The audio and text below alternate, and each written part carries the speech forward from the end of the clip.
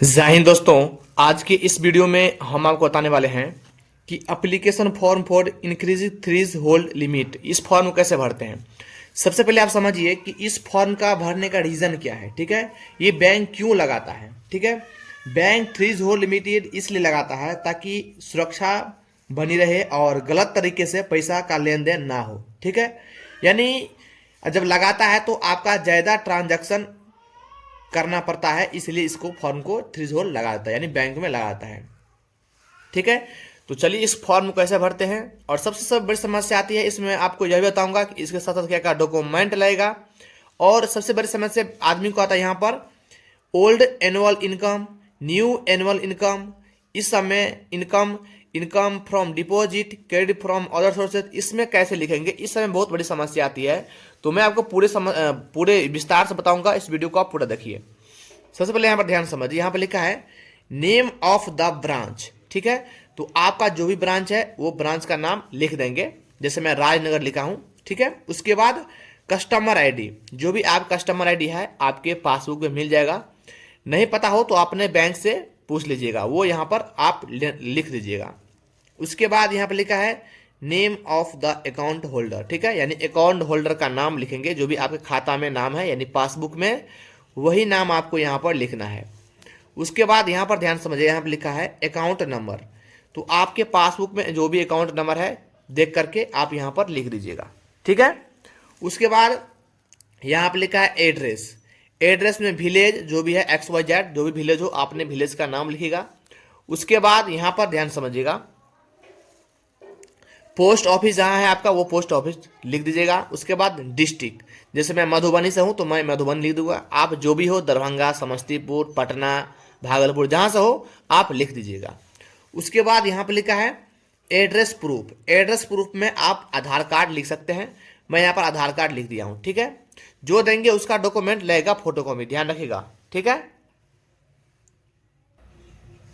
चलिए उसके बाद मैं आपको बताता हूँ, यहाँ पर लिखा है यहाँ पे लिखा है पैन नंबर, ध्यान समझिएगा, पैन नंबर लिखा है, यहाँ पे लिखा है पैन नंबर, तो आपको पैन नंबर पैन कार्ड में देख करके यहाँ पर लिख दीजिएगा। ठीक है, उसके बाद यहाँ पर लिखा है मोबाइल नंबर, मोबाइल नंबर जो आपके लिंक है अकाउंट से वो मोबाइल नंबर लिख दीजिएगा यहाँ पर। उसके बाद है यहाँ पर ध्यान समझिएगा ईमेल आईडी, ईमेल आईडी यहाँ का जो भी आपका ईमेल आईडी है यहाँ पर ईमेल आईडी भर दीजिएगा। उसके बाद है ओक्यूपेशन या प्रोफेशन, आप क्या हैं, यदि आप एक डॉक्टर हैं तो यहाँ पर डॉक्टर लिखेंगे, यदि आप एक बिजनेसमैन हैं तो यहाँ पर बिजनेस लिखेंगे, यदि आप एक स्टूडेंट हैं तो फिर यहाँ पर स्टूडेंट लिखेंगे। ठीक है, तो मैं एक टीचर भी हूँ, साथ में यूट्यूब पर काम करता हूँ, तो यूट्यूबर मैं यहाँ पर लिखा हूँ टीचर्स एंड यूट्यूबर्स। ठीक है, मैं लिख दिया हूँ अपने हिसाब से।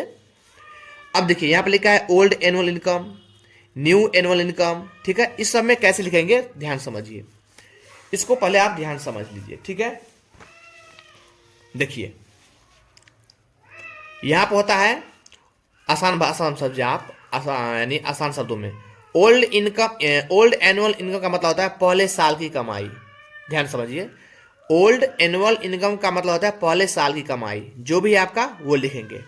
न्यू एनुअल इनकम का मतलब है अब की बढ़ी हुई कमाई, यानी पहले से जो आपकी बढ़ी हुई कमाई है उसे न्यू एनुअल इनकम कहेंगे आप। ठीक है, तो आपको यहां पर क्या लिखना है, ओल्ड एनुअल इनकम में जो आपको पहले कमाई हुई थी वो लिखना है आपको। ठीक है, यहां पर 2,50,000 मैं अपने से दिया हूं। ठीक है, उसके बाद यहां पर न्यू एनुअल, यहां लिखा है ना न्यू एनुअल इनकम, इसके सामने सामने यानी आपका जितना पैसा बड़ा है एक साल का वो यहां पर लिख देंगे। ठीक है, जैसे मैं लिखा हूं 4,50,000। ठीक है, उसके बाद बी में है, ध्यान समझिएगा, बी में है इनकम फ्रॉम डिपोजिट, इसको ध्यान समझिए बी वाला को। ठीक है, मैं आपको समझाता हूं, देखिए बी वाला को मैं आपको लिख के समझाता हूं, मैं लिख लिया हूं आपके लिए। बैंक में पैसा रखने से जो ब्याज मिलता है वही इनकम फ्रॉम डिपॉजिट होता है। इसमें क्या क्या आता है ध्यान समझिए, सेविंग अकाउंट का ब्याज, FD यानी फिक्स डिपॉजिट का ब्याज, RD यानी रिकरिंग डिपॉजिट का ब्याज, ये तीनों ब्याज इसी में आता है, किसमें, इनकम फ्रॉम डिपॉजिट में आता है। तो मैं इसमें भर दिया अपने हिसाब से 20,000, आप अपने हिसाब से भर दीजिएगा। ठीक है, उसके बाद यहां पर आया सी नंबर, सी नंबर में है क्रेडिट फ्रॉम अदर सोर्सेस। देखिए क्रेडिट फ्रॉम अदर सोर्सेज का मतलब होता है मुख्य इनकम के अलावा कहीं और से आने वाला पैसा। जैसे कि इसमें क्या क्या सब आता है, देखिए, फ्रीलांस काम, पार्ट टाइम काम, इन कमीशन, एक्स्ट्रा अर्निंग। इसको हम आसान भाषा में आपको समझाता हूं। देखिए देखिए, ए जो है ना इनकम, ये आपका मेन इनकम हो गया जो आपका है साल का।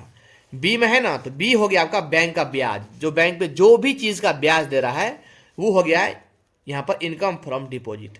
सी आपका हो जाएगा एक्स्ट्रा इनकम, आपके बैंक में जो एक्स्ट्रा इनकम हो रहा है वो आपका हो जाएगा यहाँ पर क्रेडिट फ्रॉम अदर सोर्सेज। जैसे मैं इसमें 30,000 दिया हूँ, यहाँ पर 20,000, तो ये 30,000 और 20,000 50,000, 50,000 और 4,50,000, तो ये टोटल इनकम कितना हो गया, 5 लाख हो गया। तो मैं यहाँ पर 5 लाख दिया हूँ, ठीक है।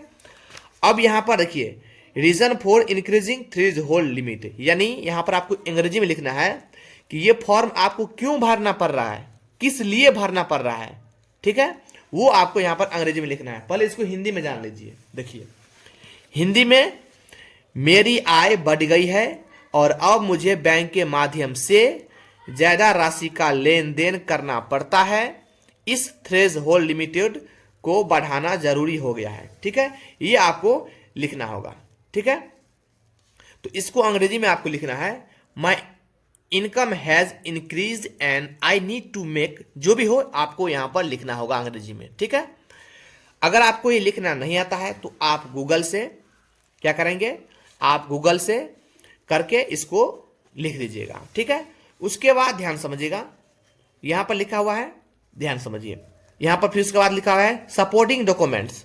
सपोर्टिंग डॉक्यूमेंट्स में क्या करेंगे, सेल्फ डिक्लेरेशन में आप लोग यहां पर सेल्फ डिक्लेरेशन लिख देंगे, यहां पर सेल्फ डिक्लेरेशन लिख देंगे। उसके बाद ध्यान समझिएगा, यहां पर लिखा है कस्टमर सिग्नेचर, तो कस्टमर सिग्नेचर में जो आप बैंक में जैसे साइन करते हैं तो वो साइन करेंगे, ठीक है। उसके बाद जिस तारीख को फॉर्म आप भर रहे हैं उस तारीख को आप, जैसे मैं यहाँ पर लिखा हूं 20/1/2026, तो यहाँ पर लिख दिया हूं। उसके बाद नीचे में है फॉर ऑफिस यूज, यानी इसके नीचे में आप कुछ नहीं भरेंगे, ये सिर्फ बैंक के कर्मचारी ही भरेंगे, ठीक है, ध्यान समझिएगा। इसके नीचे जो भी बैंक के आदमी होंगे वो भरेंगे, आप नहीं भरेंगे, ठीक है। अब मैं आपको बताता हूं इसके साथ साथ क्या क्या डॉक्यूमेंट लगेगा, ठीक है, ताकि आपको जल्दी काम हो जाए। देखिए क्या करेंगे, आप आधार कार्ड का फोटोकॉपी लगाएंगे, पैन कार्ड का फोटोकॉपी लगाएंगे, पासबुक का फोटोकॉपी लगाएंगे, ठीक है। ये लगाने के बाद और इसमें लगाने के बाद इसमें स्टेपलेजर से अटैच कर देंगे, अटैच करने के बाद आप जमा कर देंगे तो आपको काम हो जाएगा। ऐसे ही भरते हैं, और इसमें कहीं भी त्रुटि हो या मैं आपको गलत बताया हूं तो आप मुझे कमेंट करिएगा, मैं आपको 100% रिप्लाई दूंगा, ठीक है। वीडियो अच्छा लगा हो तो लाइक करना, चैनल को सब्सक्राइब जरूर करना। मिलते हैं अगले वीडियो में, तब तक जय हिंद जय भारत।